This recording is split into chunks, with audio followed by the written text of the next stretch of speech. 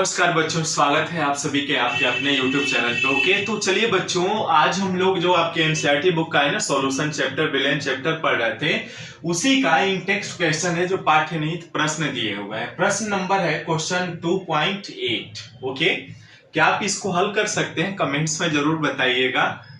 तैयार है मेरे प्यारे बच्चों? यदि आप चैनल पर नए हैं तो प्लीज चैनल को सब्सक्राइब, लाइक और शेयर कर लीजिएगा। इससे हमें मोटिवेशन मिलता है बच्चों।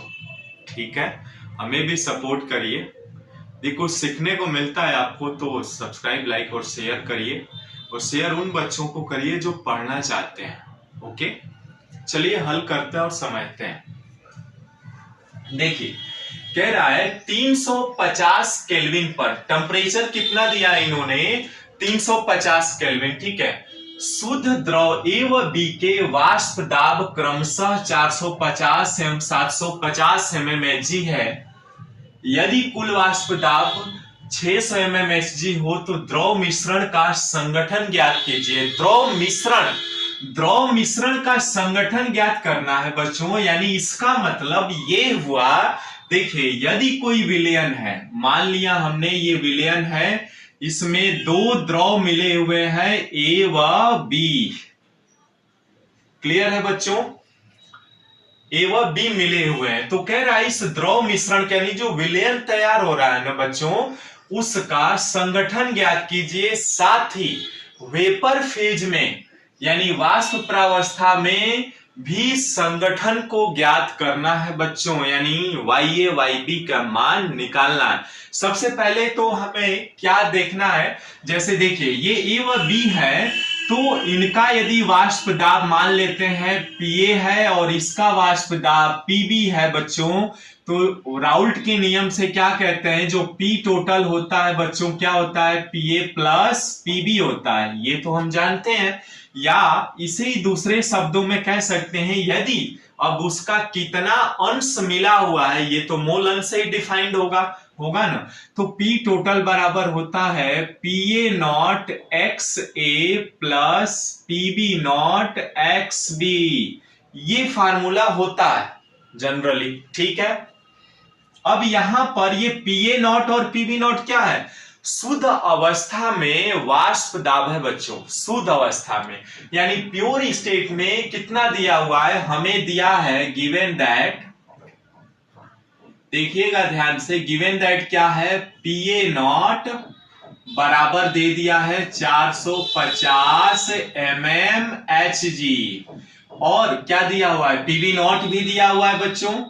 PB नॉट बराबर दिया हुआ है कितना? देखिए 750 mmHg। ये हम सभी जानते हैं, दिया हुआ है। ठीक है, और टोटल P टोटल भी दिया हुआ है बच्चों। P टोटल आपका दिया हुआ है कितना? 600 mmHg, ये दिया हुआ है। और हम जानते हैं कि किसी भी विलयन में यानी मिश्रण में यदि दो घटक हैं तो उन घटकों के मोल अंश का योगफल कितना होता है बच्चों? 1 होता है। यानी दो अवयव हैं, यानी XA प्लस XB बराबर 1 हो जाएगा, या यहां से यदि XA का मान निकालना चाहे तो 1 माइनस XB हो जाता है। ये हम सभी जानते हैं बच्चों। ठीक है, अब मान लीजिए यदि XA का मान इस इक्वेशन में हम रख दें तो एक और फार्मूला मिल जाएगा, और ये फार्मूला हम लोग पहले पढ़ चुके हैं। यदि जो बच्चे प्रीवियस क्लासेस को नहीं देखा है ना आपने, तो प्लेलिस्ट में जाइए, लेक्चर्स अवेलेबल है, आप वहां से देखिए।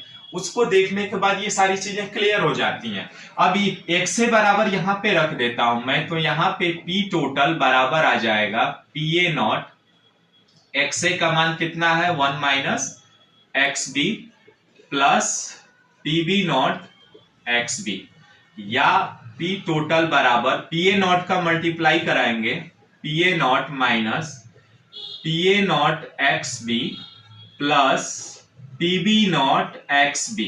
ठीक है, अब इन दोनों से XB कॉमन ले रहा हूं मैं। ठीक है, यानी यहां पे P टोटल बराबर PA not minus XB common लिया हमने, तो ये माइनस माइनस प्लस हो जाएगा, PA not minus PB not. ठीक है, बस हमारा काम हो गया। इतना ही करना था। अब सिंपल आप इस फार्मूला को लेकर के आप डायरेक्टली भी याद रख सकते हैं।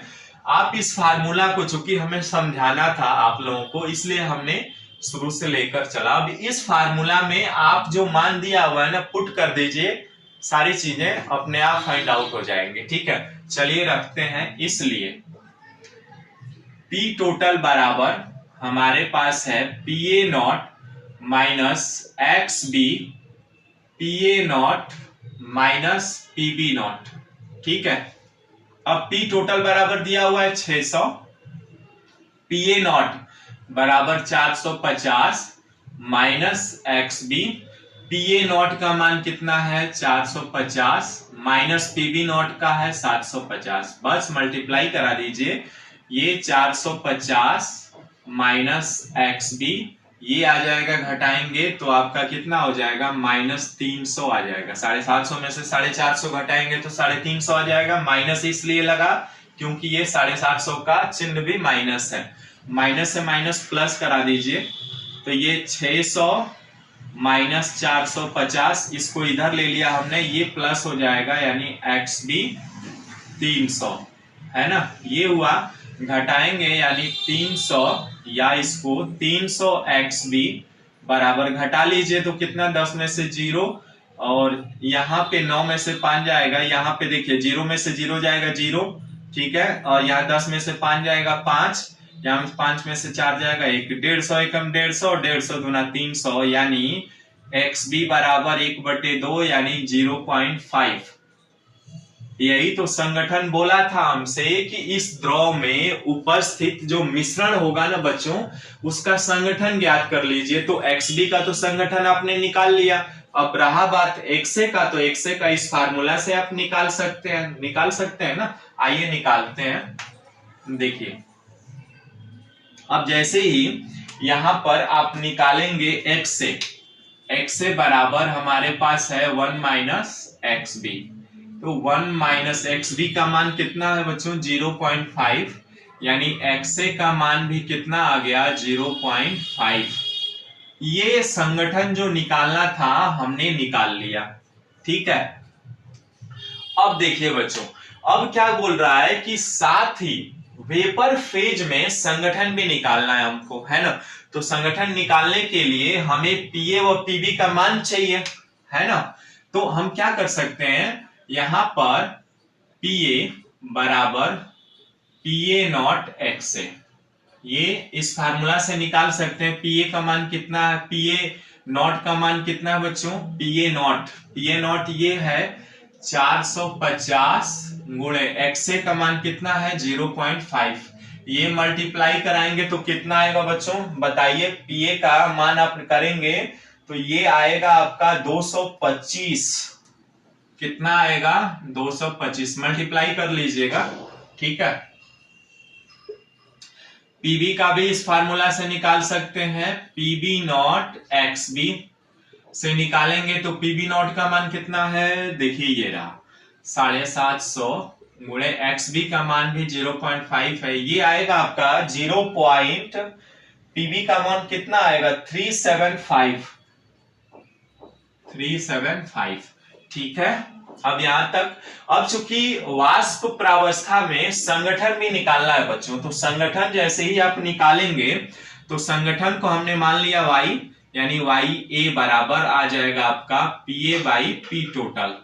YA क्या है, मान लिया हमने जो YA है वह वाष्प प्रावस्था में उस मोल अंश का संगठन है। तो YA बराबर PA बाई PT, ये PA की जरूरत पड़ रही थी इसलिए हमने PA का मान निकालना। तो यहाँ पर PA का मान 225 है और 225 P टोटल का मान आपको दिया हुआ है कितना, देखिए ये रहा 600 भाग दीजिए, तो भाग देंगे तो आएगा आपका 0.3। YB का भी ऐसे ही निकाल लेंगे बच्चों, PB बाई P टोटल। ठीक है, निकालिए। PB का मान अभी आपने निकाला है, ये रहा। ठीक है, 375 बटे P टोटल का मान आपका 600 है, और इसका भाग देंगे ना तो ये आएगा आपका 0.625। अब देख लीजिए, जो हमसे पूछा था वो चीजें हमने निकाल ली हैं। ठीक है बच्चों, तो इस तरह से बहुत आसान है, कोई ज्यादा आपको बर्डन नहीं है इस क्वेश्चन को हल करने में।